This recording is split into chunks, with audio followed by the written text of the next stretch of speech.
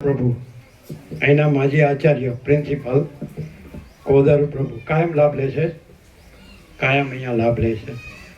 આમ તો 22 વર્ષથી જ પરિચિત છે, એટલે બધે આવેલા જ છે. આપણે અહીં 22 વર્ષ પહેલાં આવેલા, એટલે ત્યારથી જ બધા પરિચિત છે. સરળ છે બધા. ગામડાના ખેડૂતો, શિક્ષકો બધા સંપૂર્ણ ભગવાનના માણસ, સરળ.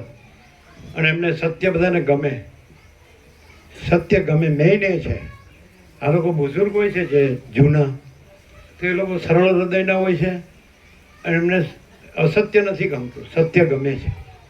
એટલે સત્યની પરખ અને આદર કદર એ આ પ્રભુમાં પ્રવેશનો પ્રવેશ દ્વાર છે.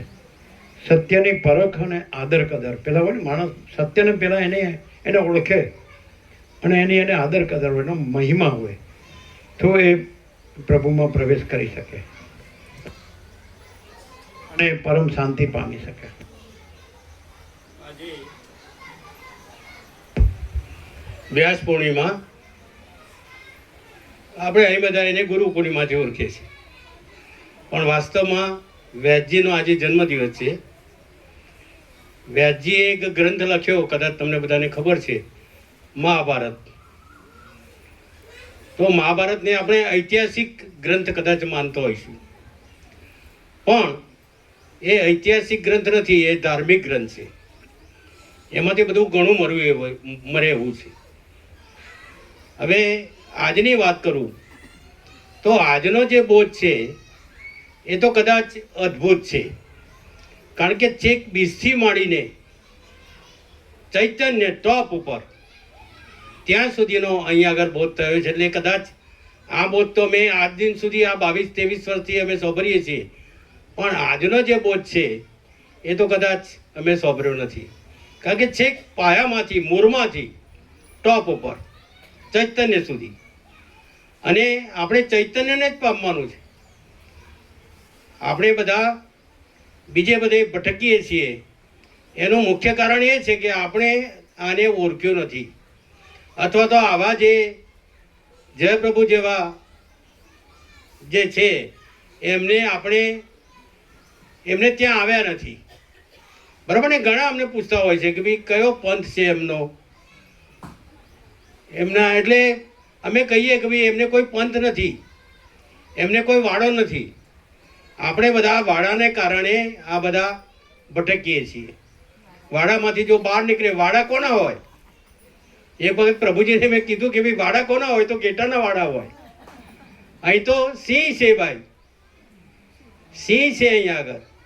એટલે વાડામાંથી આપણે બધા બહાર નીકળીએ તો મને લાગે છે કે આપણે જે પામવું છે એ પામીશું.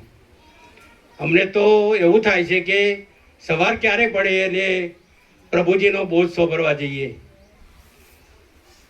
ગાડી નથી આવડતી એટલે હું સ્કૂટર લઈને આવું છું. આમ તો મારી ઉંમર 81 વર્ષ છે, પણ હું સ્કૂટર લઈને આવું છું ને એવો રસ્તો છે કે ના પૂછો વાત.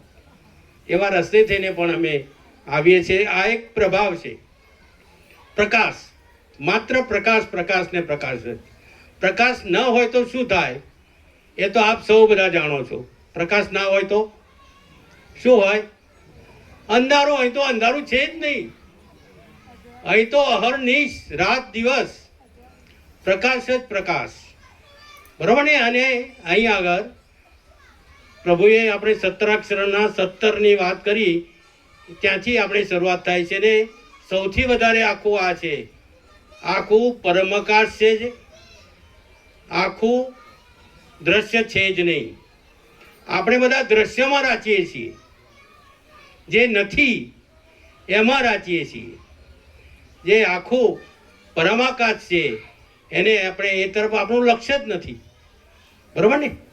એટલે હવે જ્યારે આપણે અહીં આગળ આવ્યા છીએ, અમે તો જુઓ પ્રભુ કેટલા બધા પેમ્પલેટ છપાવે છે કે અહીં એમનો આશય એક જ છે કે બધા પામે. બીજે આવું નથી હોતું. ત્યાં વધારવાની વાત હોય છે કે કઈ રીતે અમારી પાસે વધારે માણસો આવે, પછી એ શું કરે એ બધાનું વિવરણ આપણે કરવું નથી. બરાબર ને? પણ એમનો આશય એક જ છે. અગાઉના પણ વાત કરી કે એક નાનામાં નાના માણસની પણ એ સતત ચિંતા કરતા હોય છે. અહીં આગળ જ્યારે પ્રસાદની વાત થાય તો બહાર જે કામ કરતા હોય એમને પણ એ યાદ કરે છે કે ભાઈ એમના સુધી પ્રસાદ પહોંચ્યો કે કેમ. તો આવું તો ક્યાંય અમે જોયું જ નથી. અમે બધા ઘણાને સોંપર્યા છે, તદુપરાનંદજીને પણ સોંપર્યા છે, ઓરસોને પણ સોંપર્યા છે, આ સિવાય ઘણા બધા અમે સંતોને પણ સોંપર્યા છે. પણ આ જે છે એ તો કંઈક અલૌકિક છે ભાઈ. મુકાપ્રભુને બધાએ વાતો કરી, કારણ કે એ તો સંન્યાસીઓની વચ્ચે જ રહે છે, તો એમને તો કેવા અનુભવો થયા હોય. જ્યારે એ માણસ સ્વીકારતા હોય તો પછી આપણે તો સ્વીકારવું જ રહ્યું, અને એનો અનુભૂતિ થાય છે, એનો અનુભવ થાય છે. માત્ર અહીં વાતો નથી કે સારું બોલવાનો અહીં વાત નથી, અહીં કે સારું સારું બોલવું કે વાહ વાહ કરવી, એ અહીં આગળ વાત જ નથી. બરાબર ને? અને કેટલા વર્ષોથી 51 વર્ષ થયા ભાઈ, અખંડ જેને કહેવાય. અખંડ રહેવું એ અઘરું છે. બરાબર ને? ક્યારે એમાં ચેન્જ આવે, શું થાય, હવે તો બધાને જોયેલા છે. સંન્યાસીઓને પણ જોયેલા છે કે ભાઈ એ પણ રિવર્સ આવ્યા હોય, એ પણ પાછા આવી ગયા હોય આપણા ભેગા. અને આજે જેલમાં પણ છે, મુનિઓ પણ જેલમાં છે ભાઈ. તમે કદાચ ક્યાંક વાંચ્યું હોય તો, હું નામ નથી દેતો, પણ મુનિઓ પણ આજે જેલમાં છે, ગુરુઓ પણ આજે જેલમાં છે. તો આ તો બધામાંથી મુક્તિ અપાવે છે. આ જેલમાં ગાલેવા નહીં કે જેલમાં રહેવા નહીં. મેં સિંહની જે વાત કરી તે બરાબર. એટલે આપણે સૌ વધારે ના કહેતા. બીજી થોડું કહી દઉં કે આપણે બધા અહમમાં રાખીએ છીએ. બરાબર ને? અહમ શું કહેવાય એને બીજું? બરાબર ને? તો એ જ આપણને મારે છે ભાઈ. અહમ ન હોત તો મોક્ષ આ ઘડીએ જ છે, અત્યારે જ છે, અને એ એમાંથી કાઢે છે.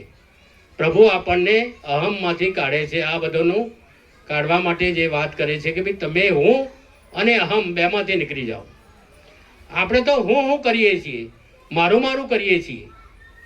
જો જ્ઞાની કોણ છે એનો અનુભવ અહીં આગળ થાય છે. જ્ઞાનીના લક્ષણો કેવા હોવા જોઈએ એ અનુભવ અહીં આગળ થાય છે. બરાબર ને? અમે જ્યારે પ્રવાસમાં હતા આપણા, તો એક જગ્યાએ ઘાટ જ એવી જગ્યાએ હતી જ્યાં મસ્જિદ હતી. તો મસ્જિદ આગળ બેસીને પ્રભુએ અમને બોધ આપ્યો, અને અમારો જમણવાર પણ ત્યાં થયો. જોઈને કોઈ ભેદભરમ છે? કોઈ ઊંચ નીચ નથી, કોઈ નાનું મોટું નથી, કોઈ ભલા બુરા નથી. વારંવાર પ્રભુજી આ વાતો કરે છે. કોઈ સુખ દુઃખ નથી. જોયું કોઈ એમને ગમે તેમ બોલે, ગમે તેમ કહે તો પણ ત્યાં કોઈ અસર નથી. તો આ કોણ રહી શકે? જે સાચો જ્ઞાની હોય એ જ રહી શકે. અને બધા જ લક્ષણો આપણે બધાને દેખાય છે. એટલા માટે તો હું પણ કહું છું, અને મુકેશ પ્રભુએ કીધું ને બધાએ કીધું કે ખુદ એ પરમાત્મા છે. અને એમના દર્શન માત્રથી અમે ઘણી જગ્યાએ વાતો કરીએ છીએ કે તમે એક વખત તો આવો અને દર્શન તો કરો. કે ભાઈ આ તો બહુ કાઠું છે, આ બાજુ પગરણ માંડવા કે આ બાજુ પગ ઉપાડવા એ બહુ કઠિન કામ છે. જેનું સદભાગ્ય હોય અથવા તો એનો કંઈક મહિલો જાગ્યો હોય તો જ એનો પગલો આ બાજુ પડે, બાકી તો પછી ઠીક છે બધું. એટલે વધારે ન કહેતા, આજે વ્યાસ પૂર્ણિમાએ, અને આવા તો 17 છે ભાઈ. બરાબર ને? બધા લાભ લો. આજે પણ સારી એવી સંખ્યા છે, પણ બીજા બધા કદાચ પેલામાં બટવાયા છે, એટલે એ અહીં આવતા હોય ને પાછા આજે ન પણ આવ્યા હોય. બરાબર? પણ સાચું તો આ જ છે ભાઈ, અને સ્વીકારવું જ રહ્યું. જેને સ્વીકારશે એ પ્રાપ્ત કરશે, જે ઠોઠામાં કાઢશે, બહુ શુદ્ધ ગુજરાતી શબ્દ છે, એ બધું ગુમાવશે ભાઈ. એટલે જો પ્રાપ્ત કરવું હોય તો અહર્નિશ અખંડ, આ એક દિવસ આવે ચાલશે નહીં, તમારે અહર્નિશ આવવું પડશે તો જ આ તમને થશે. નહીં તો પહેલાં અમને કહેતા કે ભાઈ એ પ્રભુ તો હાય સો હાય બસ બોલે છે. તો હાય સો હાય જ હોય, જે છે એ જ છે, વાસ્તવિકતાની વાત છે. બરાબર ને? જે છે એ જ છે, પછી એમાં બીજું આપણે ક્યાં લાવવાનું છે? તો વધારે ન કહેતા આપ સૌને મારા જય પ્રભુ, જય સચ્ચિદાનંદ. જય પ્રભુ.